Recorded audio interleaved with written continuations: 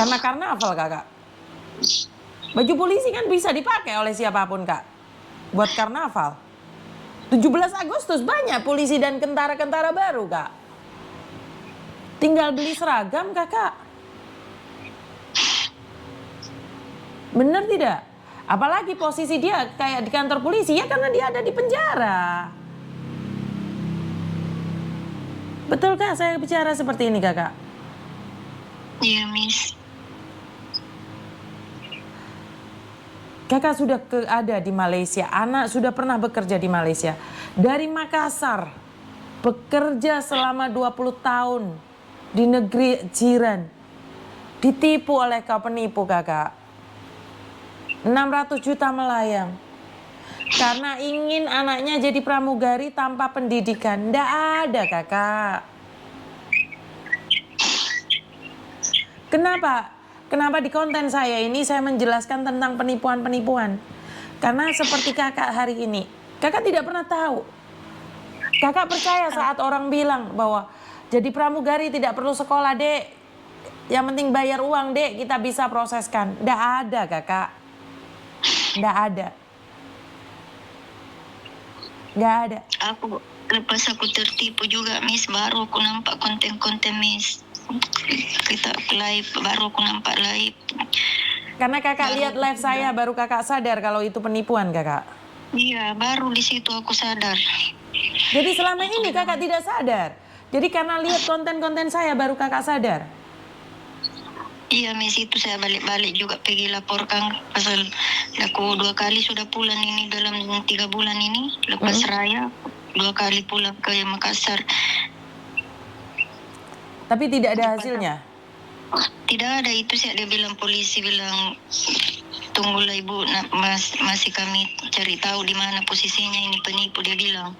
Jadi aku tanya, bilang bisakah kita dapat atau gimana, bilang insya Allah bantu saya dengan doa, tapi ini berapa bulan tiada kabar-kabar. Aku tanya kemarin itu, aku chat lagi tuh polisi itu, dia bilang itu sih, dia jawab baru didalami. Oke. Ini kasus saya pertama nih kak, kalau seorang ibu ditipu untuk anaknya bisa jadi pramugari.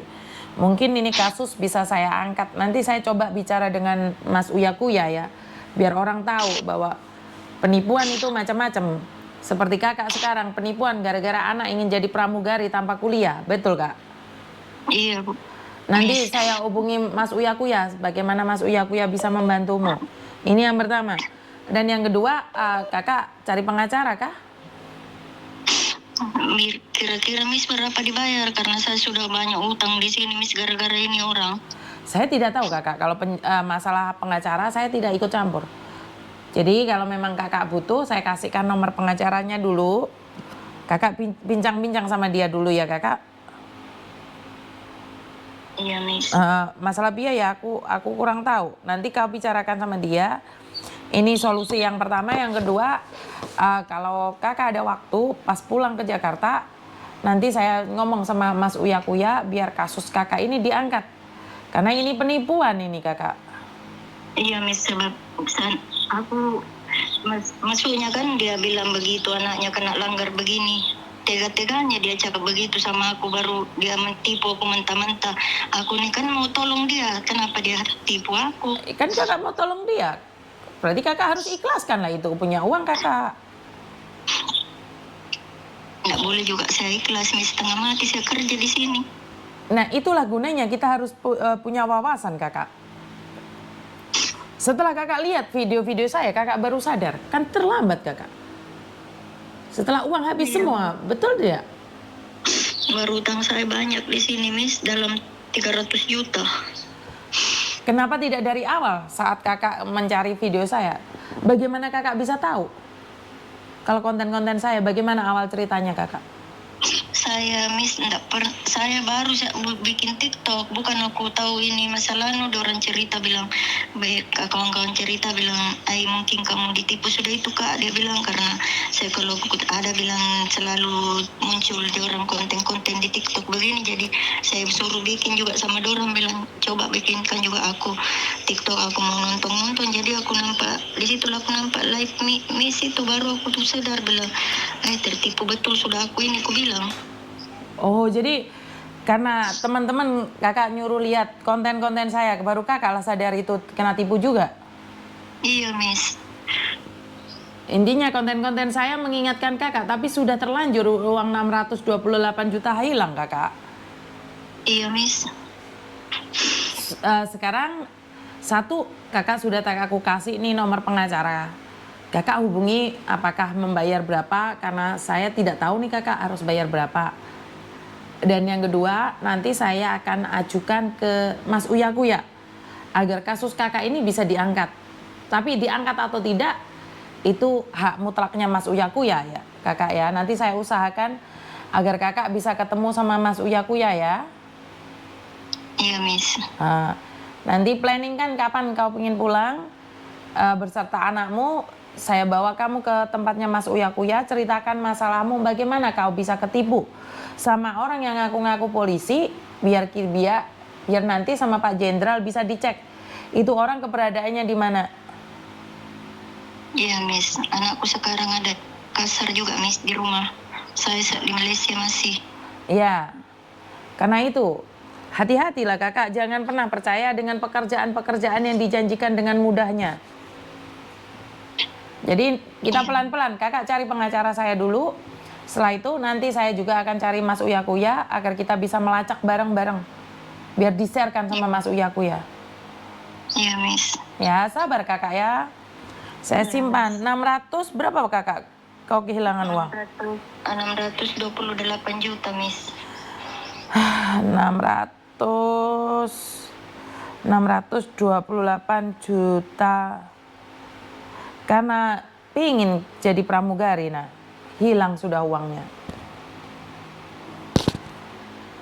Betul kan kakak? Iya, Miss. Ya sudah, itu hubungi pengacara saya, coba bicara butuh biaya berapa untuk membantu menanganinya.